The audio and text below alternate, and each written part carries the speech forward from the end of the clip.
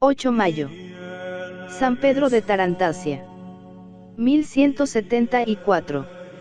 En el año de gracia de 1098, el mismo en que los primeros cruzados de toda Europa respondían a los llamamientos del Papa Urbano II y a las prédicas de Pedro el Ermitaño, aprestándose a embarcar para la conquista de los santos lugares, el mismo también en que el anciano abad Roberto de Melesines tomaba posesión en tierras del ducado de Borgoña de un salvaje trozo de bosque pantanoso, sombrío y dramático, llamado Citeaux, para poner los cimientos del monasterio que tanta gloria daría a la Iglesia de Jesucristo por la admirable virtud de sus monjes, mantenida sin desmayo a través de los siglos, vio la suave luz de la Saboya, en el Bourg de Saint-Maurice, aldea cercana a la ciudad de Vienne, un niño, segundo hijo de un matrimonio de honrados labradores, que recibió con las aguas del bautismo el nombre del príncipe de los apóstoles, llevado por su progenitor.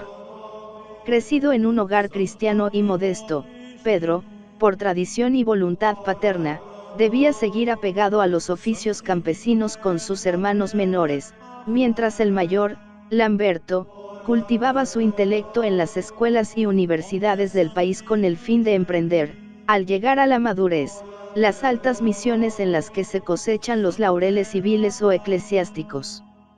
No obstante, los mejores dones del Espíritu Santo, lúcida inteligencia, memoria portentosa, férrea voluntad para el estudio, se revelaron tan precozmente en el pequeño Pedro, que su padre hubo de acceder a verle abandonar los viñedos del predio familiar para sentarse al lado del primogénito en los duros bancos escolares. La mano predestinada a cavar, escardar, podar y vendimiar aprendió velozmente a manejar el punzón de los doctos, y los ojuelos infantiles a leer en los venerables pergaminos conservados en las bibliotecas saboyanas, el griego y el latín de los poetas, los filósofos y los padres de la Iglesia. El joven estudiante suscitaba el asombro de maestros y condiscípulos por la gravedad de su talante y la facilidad rayana en el prodigio con que asimilaba, como si las tuviese ya sabidas por inspiración divina antes de serle explicadas, las más arduas lecciones de letras clásicas, la pomposa riqueza lírica de los salmos, los intrincados problemas de la filosofía y los hondos misterios teológicos. Y mayor aún era el pasmo con que las gentes admiraban la transparencia angélica de su alma adolescente, de nítida pureza y clarividente compenetración con las doctrinas de nuestro Señor Jesucristo. Apenas cumplidos los 20 años y aprendido cuanto los sabios profesores pudieran enseñarle, el mancebo, sobre el que coincidían unánimes los felices augurios de elevados destinos mundanales, manifestó a su padre el propósito, albergado en su corazón desde la infancia, de apartarse de cualquier camino que condujera a la gloria terrena para emprender los del retiro y el silencio de la vida contemplativa. Tan firme era su voz al expresar ese anhelo, que el padre renunció a los hermosos sueños soñados para el hijo con ilusión y orgullo humanos y, sin vacilación alguna, entregó a Dios aquel deslumbrador diamante que el propio Dios habíase complacido en crear y pulir. Pedro ingresó como novicio en el recién fundado monasterio cisterciense de Bonneval, enclavado en la comarca en que naciera. Desde que en la solemne ceremonia del capítulo vistió la blanca librea de Nuestra Señora, el joven religioso se convirtió en vivísimo estímulo para las virtudes de sus hermanos más ancianos y austeros por los rigores penitenciales heroicamente aplicados a su cuerpo juvenil y por la obediencia, humildad, laboriosidad y mansedumbre puestas en el desempeño de los diferentes oficios monacales. A pesar de la espesa muralla de aislamiento que rodeaba a los monasterios contemplativos, el aire, lleno del nombre de Bernardo de Fantans, joven abad de Claraval desde 1115, se filtraba por puertas y ventanas, proporcionando un constante incentivo de santidad a la devoción de los monjes. A imitación de Bernardo de Claraval, el joven Pedro de Bonneval consiguió que toda su familia alcanzase a Cristo. Primero el hermano mayor, Lamberto, luego el hermano y la hermanita pequeños, por último los padres, se desprendieron, como Tecelín de Fantans y sus hijos, de la servidumbre de la tierra para alistarse en la del cielo, los varones, en la misma abadía de Bonneval, las hembras, en la recoleta clausura de un convento de religiosas. La semilla cisterciense se espigaba por toda Europa en nuevos monasterios. Una increíble proliferación de vocaciones y fundaciones parecía cubrir el viejo continente con la nieve de las cogullas de los monjes blancos. El abad de Bonneval, falto de espacio en su abadía para acoger a tantos postulantes, estableció una nueva casa de Dios en la falda de los Alpes. Por hallarse situada en la confluencia de varias provincias, la nueva abadía recibió el nombre simbólico de Estamedio. Para gobernarla fue designado Fray Pedro, cuyas dotes de mando y religiosidad compensaban su juventud. La caridad, una inmensa caridad que inundaba todos los actos y todos los minutos de su existencia, al sobresalir por encima de todas las demás virtudes cistercienses atesoradas por su alma, convirtió al abad de Estamedio en el hombre más famoso y admirado del ducado de Saboya y del contiguo Delfinado. Hasta el punto de que, al fallecer el arzobispo de Tarantasia, Tarintas o Tarantaise, provincia saboyana que recibía su nombre de la ciudad así llamada, en cuya archidiócesis, establecida en el siglo V, se encontraba el monasterio hospital de Estamedio, el clamor popular exigió la elevación del abad Pedro a la silla archiepiscopal. La voz del pueblo atravesó los Alpes y llegó hasta Roma. El Santo Padre, conocedor de las excelsas cualidades del abad, no dudó en concederle la mitra. La noticia de su nombramiento sobrecogió al abad. Él quería servir a Dios en la soledad y el apartamiento de la estrecha observancia cisterciense, con la oración y la penitencia, con la humildad y la oscuridad, muy unido a sus monjes y lejos de las voces estridentes del mundo. Una y otra vez se negó suavemente a aceptar el cayado que se le ofrecía para guiar a la grey de los fieles tarantasianos.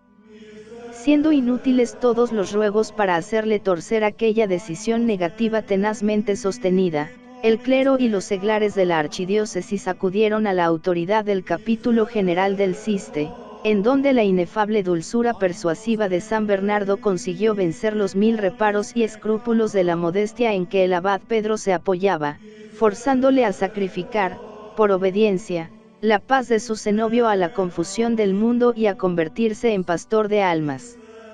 La diócesis de Tarantasia, como otras muchas en aquellos tiempos, padecía todos los males morales de la época, la dureza y crueldad del régimen feudal, los fermentos heréticos, la simonía, las depredaciones y rapiñas de los despóticos varones, los abandonos y flaquezas, las codicias y las supersticiones, así como otros muchos pecados del espíritu o la carne.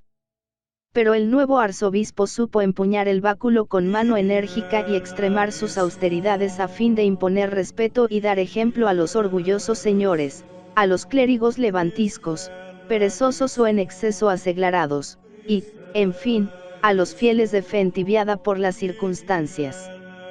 Con el despliegue de su talento, su virtud y su firmeza, el arzobispo Pedro no tardó mucho tiempo en devolver a su diócesis el orden y la sobriedad perdidos, para lo cual no vaciló en utilizar toda clase de arbitrios singulares y edificantes con los que excitaba la caridad hacia el prójimo y el celo por las cosas divinas. Cuando era necesario para el mayor esplendor del culto, Pedro de Bonneval se revestía con los ricos ropajes de su jerarquía, sin abandonar por ello la túnica y escapulario cistercienses, bajo los que llevaba, pegado a la carne, un áspero cilicio. Desterrada implacablemente de su mesa la tremenda gula medieval, imponía la rigurosa dieta del refectorio monástico, pan y legumbres servidas sin condimentar, que compartía con cuantos mendigos se acercaban a sus puertas, abierta siempre de par en par para los pobres, suplicando por el amor de Dios una limosna. Ni un solo día abandonó el horario de preces del Ciste. Se levantaba para los maitines a las 2 de la mañana y no volvíase a acostar en todo el día. Recorría continuamente su diócesis, a pie casi siempre, llevando el consuelo de su ministerio, de su presencia y de su palabra a los menesterosos, a los enfermos, a los pecadores más empedernidos, a quienes prodigaba las mieles y caricias de Jesucristo.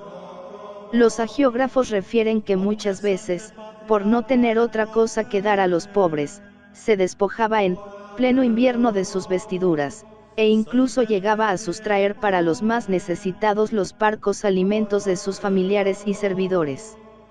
En 2 de los abruptos pasos alpinos fundó refugios en donde acoger a caminantes y peregrinos, encomendando su custodia a los monjes de esta medio. El bienestar extendido por la archidiócesis de Tarantasia gracias a la bondadosa sabiduría y a la enérgica prudencia de su prelado suscitaba en sus feligreses una oleada de amor y reverencia que envolvía todos sus pasos. Las conversiones y hechos milagrosos, al sucederse sin interrupción, ensanchaban de tal forma su popularidad que, temeroso ante aquella inmensa aureola de santidad de la que se juzgaba indigno y, sobre todo, sospechando que pudiera ser una añagaza del enemigo para empañar de vanagloria el limpio cristal de su sencillez, decidió huir de Tarantasia y buscar refugio en Alemania, país en donde no era conocido. Hízolo así en secreto, y, una vez en tierras germánicas, solicitó su admisión como simple hermano converso en una abadía de la orden. Por ser frecuentes sus viajes, sus familiares y feligreses tardaron algún tiempo en darse cuenta de su desaparición. Cuando el rebaño comprendió que se había quedado sin pastor, su angustia y su zozobra fueron infinitas. Como todas las pesquisas realizadas resultaran inútiles, se le consideró muerto, si bien una remota esperanza, palpitante en todos los corazones, aconsejó dejar vacante la sede. Mientras las gentes lloraban doloridas la pérdida de su arzobispo, Pedro, escondido para Dios en el monasterio alemán, se ocupaba en los trabajos más rudos y penosos, como si fuese un gañán ignorante y no uno de los más sabios y santos jerarcas de la Iglesia de Cristo. Mas he aquí que un mozo saboyano, educado desde la niñez como paje del arzobispo de Tarantasia, hallándose de viaje en Alemania, acertó a pasar ante el monasterio. Llamó a la puerta para pedir alojamiento en la hospedería, siendo recibido por el hospedero con todos los honores establecidos en la regla de San Benito para acoger a los huéspedes. Cuando, después de dar descanso a su persona y a su corcel, se disponía a proseguir su jornada, el caminante vio salir a la comunidad formada en larga hilera silenciosa para dirigirse a sus labores campesinas. Con asombrado gozo el viajero reconoció en uno de los conversos de hábito pardo y largas barbas grises a su venerado arzobispo, cargadas las espaldas con los aperos de labranza. Sin poder dominar su alegría, y violando las normas que el huésped de un monasterio cisterciense está obligado a guardar, corrió a postrarse a los pies de su prelado, proclamando a gritos su nombre.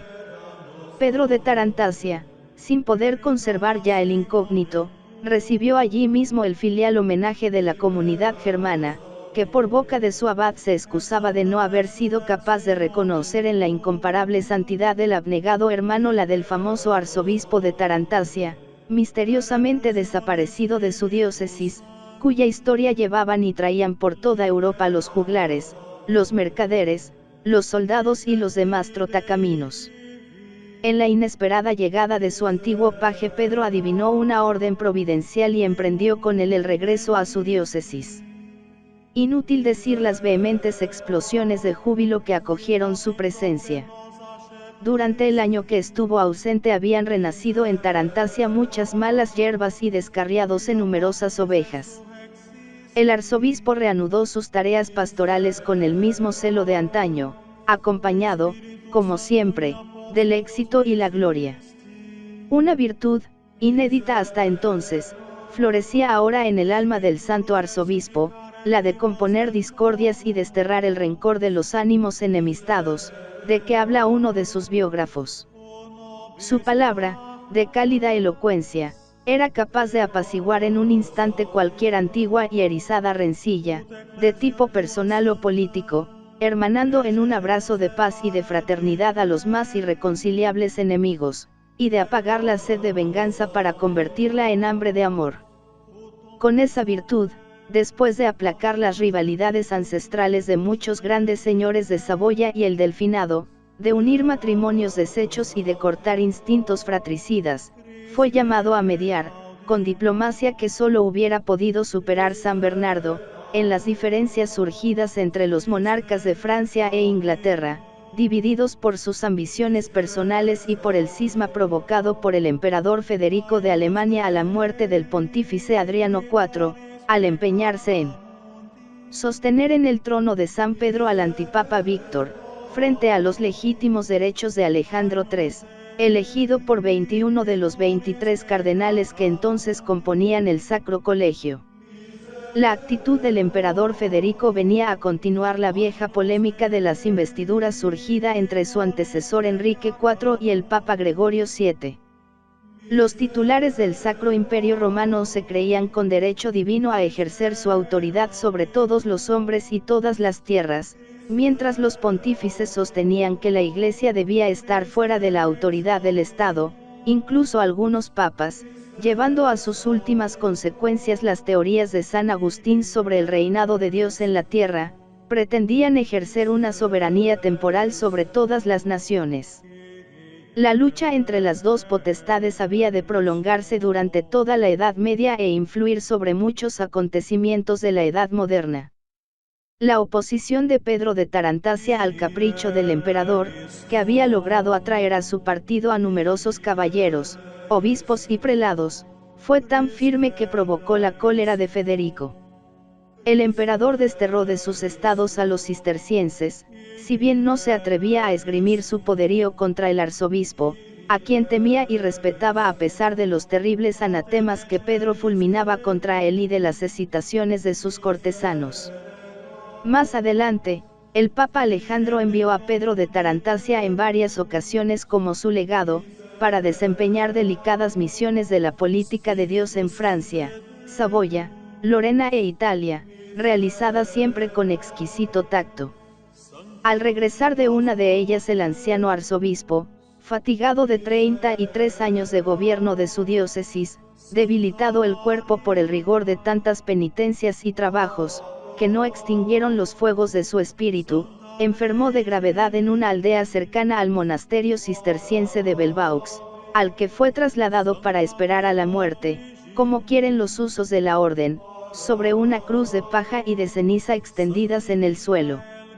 Su muerte, acaecida, al parecer, el 14 de septiembre de 1174, tuvo la dulce serenidad, la santa tranquilidad que hace sublime el tránsito de los bienaventurados.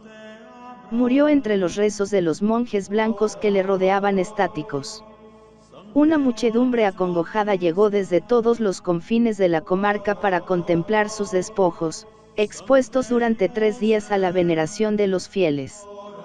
Su cuerpo recibió sepultura ante el altar de Nuestra Señora en la iglesia del monasterio. Pocos años después, en 1191, el arzobispo de Tarantasia fue canonizado por el Papa Celestino III, Jacinto Robo, que había subido al trono de San Pedro el año antes, a los 85 de edad. Celestino III, contemporáneo del gran arzobispo y conocedor de sus méritos para figurar entre los elegidos en la gloria del Señor, decretó su santificación y que la Iglesia Católica conmemorara su festividad el día 8 de mayo, que en todos los monasterios cistercienses de la estricta observancia del mundo se celebra con solemnidad de doble, o sea de 2 misas y lecciones propias.